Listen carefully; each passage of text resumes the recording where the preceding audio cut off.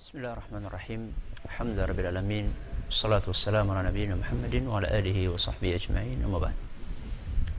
Kita sering mendengar istilah amal jariyah, yaitu sebuah amalan yang akan menghasilkan pahala yang terus mengalir kepada pelakunya. Dan kita sering mendengar hadis yang berbicara tentang itu. Idza matal insanu inqata'a anhu 'amaluhu illa min thalathin. Ketika manusia meninggal, maka amalannya semuanya akan putus kecuali tiga. Tiga hal itu adalah doanya orang soleh atau anak yang soleh, kemudian ilmu yang bermanfaat, serta sedekah jariyah. Akan tetapi, ternyata yang bisa mengalir itu bukan hanya pahala, termasuk dosa juga bisa mengalir. Mengalir bagaimana, Ustaz? Orangnya sudah meninggal, pahala atau dosanya masih terus mengalir kepada orang tersebut. Sampai kapan? Ila masya Allah, sampai waktu yang dikehendaki oleh Allah Azza wa Jalla. Dan ini tentu kita harus waspadai. Dosa yang kita lakukan semasa kita hidup saja itu sudah banyak, apalagi masih ketambahan dengan dosa-dosa yang akan kita terus rasakan efeknya walaupun kita sudah meninggal dunia. Apakah dosa-dosa itu saja? Apakah saja dosa-dosa tersebut? Di antaranya adalah apa yang disebutkan oleh Nabi SAW dalam hadis riwayat Muslim, di mana Rasulullah SAW bersabda, "Man sanna fil Islami sunnatan sayyi'ah." Barang siapa yang memberi contoh sesuatu yang buruk, sesuatu yang jelek, sesuatu yang negatif, maka apa akibatnya?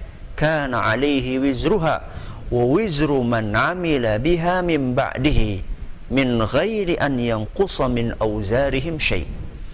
Maka sungguh, kata Nabi SAW, dia akan mendapatkan dosa orang yang melakukannya. Setiap orang yang mencontoh perbuatan tersebut sesudah dia, tanpa mengurangi dari dosa mereka sedikit pun. Hadis riwayat Muslim. Para pemirsa yang kami hormati, ini adalah sebuah peringatan keras dari Nabi kita Muhammad SAW, bahwa siapapun yang memberikan contoh yang jelek dengan perilakunya, dengan tutur katanya, kemudian perilaku yang jelek atau tutur kata yang jelek itu dicontoh sama orang lain, maka dia akan mendapatkan dosa sebanyak orang yang mencontoh perbuatan dia. Saya beri contoh bagaimana efek dari dosa-dosa yang namanya dosa jariyah tersebut. Kita masih ingat cerita dua orang putra Nabi Adam alaihissalam yang disebutkan dalam beberapa riwayat, namanya lah Qabil dan Habil.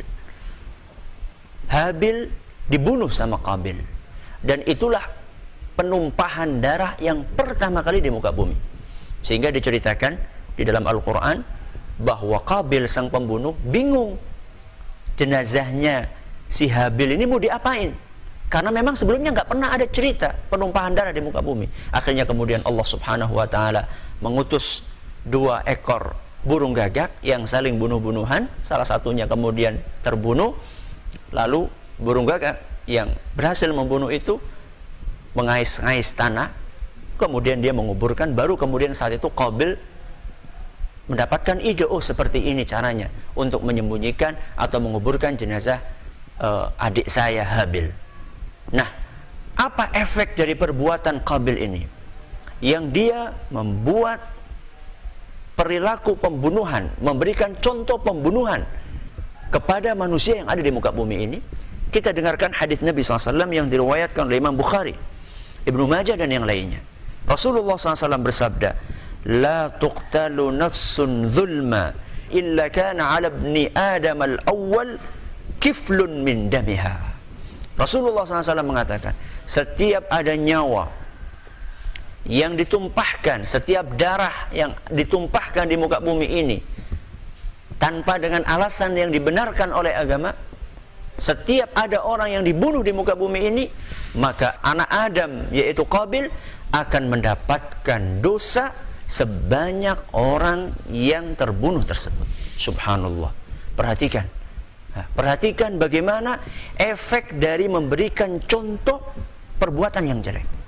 Anda bisa bayangkan berapa manusia yang terbunuh di muka bumi ini, berapa manusia-manusia yang jadi korban pembunuhan di muka bumi ini. Sebanyak itu manusia terbunuh, maka sebanyak itu pula dosa yang akan dirasakan oleh Qabil. Na'udzubillah min dzalik. Maka hati-hati, jangan sampai kita memberikan contoh-contoh yang jelek. Ya, kadang-kadang ada orang bikin desain, misalnya desain pakaian rok mini misalnya, dengan desain seperti ini. Semakin banyak orang yang menggunakan rok yang dia desain, maka akan semakin banyak pula dosa yang akan dia rasakan. Termasuk juga orang-orang yang menebarkan sesuatu yang jelek, sesuatu yang buruk, ya, di internet, cerita-cerita porno, kemudian tulisan-tulisan yang tidak baik. Setiap orang yang membaca tulisan tersebut, kemudian tergerak syahwatnya, lalu dia kemudian berzina, maka orang yang menulis cerita itu akan mendapatkan dosa sebanyak orang yang membacanya. Termasuk juga orang tua. Hati-hati para orang tua. Perilaku Anda dicontoh oleh anak Anda. Sebagaimana perilaku baik Anda dicontoh sama anak Anda, perilaku buruk Anda juga dicontoh sama anak Anda. Sebagian orang tua menganggap remeh merokok di hadapan anaknya, ya, mengeluarkan umpatan kata-kata yang kotor di hadapan anaknya. Ternyata tanpa dia sadari anaknya mencontoh perbuatan dia. Anaknya ikut merokok, anaknya ikut mengumpat, anaknya nonton TV, acara-acara yang tidak baik. Kemudian anaknya ini mewariskan perilaku buruk itu kepada cucunya, cucu dari sang bapak yang pertama. Kemudian mewariskan kepada cicitnya, dan seterusnya. Dan selama itu pula Anda akan mendapatkan aliran dosa. Yang kedua, di antara bentuk dosa jariyah yang disebutkan oleh Nabi SAW adalah sebuah hadis yang diriwayatkan oleh Imam Muslim. Beliau SAW bersabda, "Man da'a ila dalalatin."